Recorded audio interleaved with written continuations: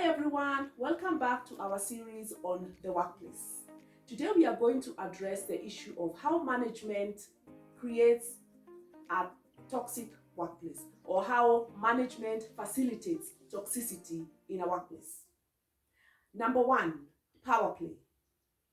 Do you have a boss who always pulls rank when it's convenient for him? For example, you have this presentation, you have these big bosses and CEOs who have come from all over the world and they are meeting at your organization, and your boss has asked you to do this presentation, and you've prepared, you've collected all the data, you have practiced in front of camera, and you're good to go. So your boss tells you, how about you do that presentation before you present it to the big board? And you present it, and it's an excellent presentation. Now, this is where he pulls rank, power play. He decides, you know what? I'm going to do this presentation myself. In other words, he has taken advantage of his role as your boss and stolen your thunder. So now he is the one who is going to do that presentation. That is what I am talking about, power play. Lack of respect. Regardless of your position, whether you're a supervisor or a clerk or the janitor or the big boss, everybody deserves respect. So some people in management, they do not give the employees their due respect. As a human being, again, I repeat, everybody, regardless of your position, deserves respect. The third reason how management makes a place toxic is bureaucracy. We call it red tape. You know, sometimes let people be. Sometimes the end justifies the means. You want a presentation done. It doesn't matter whether I do 10 drafts, whether I do 15 drafts, whether I do one draft. You just want that presentation within your deadline. So as management, don't micromanage. Let people go around it. Sometimes just let people be. Let people play around with their originality and with their style. The end justifies the means. The other point is lack of appreciation. Sometimes management contributes to toxic workplaces by lack of appreciation. Sometimes it does not have to be monetary. Just a simple thank you or just a simple congratulations will do. Do you have management who don't appreciate your effort? They don't appreciate your contribution in the profits. Then they may contribute to toxicity in the workplace. The other point is lack of boundaries. What do I mean? Sometimes it's physical boundaries, the way they talk to you, the way they touch you, the language they use, and sometimes it's even time. Some managers have this knack of giving you an assignment at 5, just when you're shutting down and you're finishing up your work so that you can leave at 5:15, at 5:30. They call you for a meeting that is going to run for another 1 hour. You had not been given notice, you had not been prepared. That is crossing boundaries. So some people cross boundaries and create a toxic environment. The other bit is an absent leader. Do you have a HOD who is never there? Or an MD who is never there?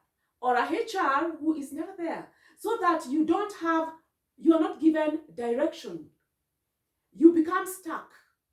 They are not reachable on call, or they are not available to sign checks or to sign documents that are important.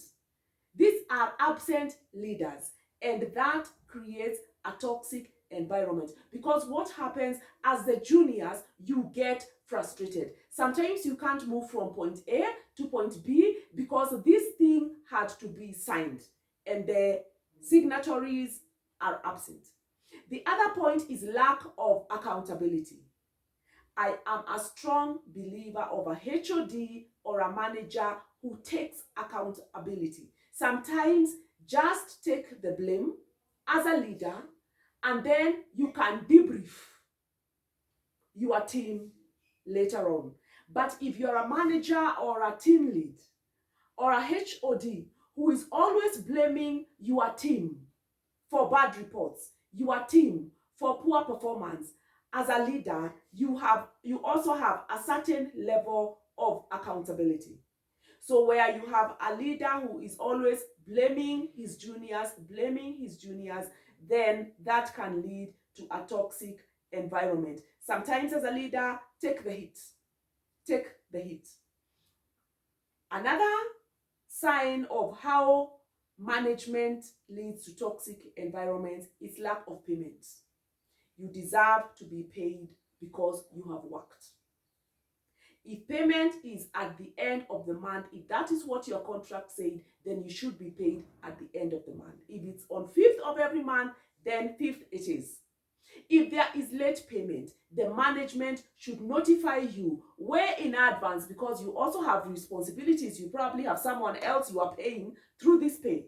They should be able to communicate well in advance that this time the pay will not come on this date, but it will come at a certain date, and they should be able to keep their word. Another sign of how management contributes to toxicity at workplace is favorism. Do you have a manager or a team that favors some people, either because of class, or because of tribe, or because of color, because of race?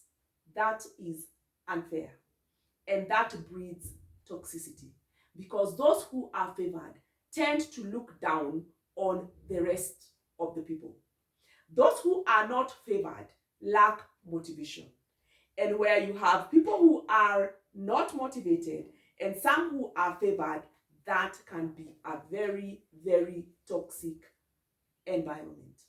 Finally, lack of delegation.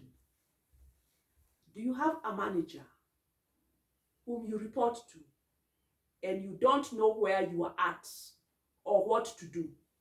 Are we done with this assignment, and what is next? When are we supposed to submit our reports?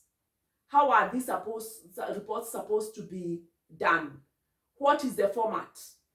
What program should we use? Lack of delegation.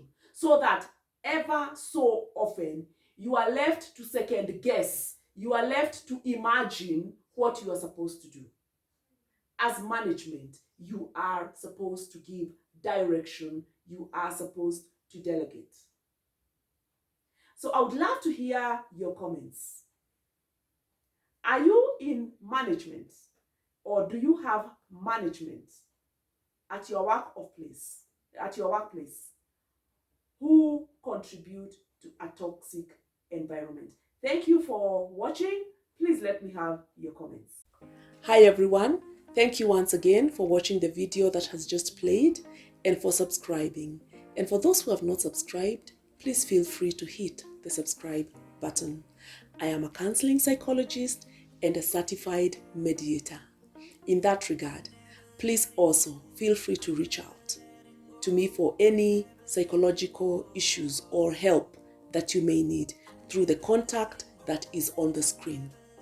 And also, let me ask you to share with me the topics you would want discussed in this channel. This channel is for you.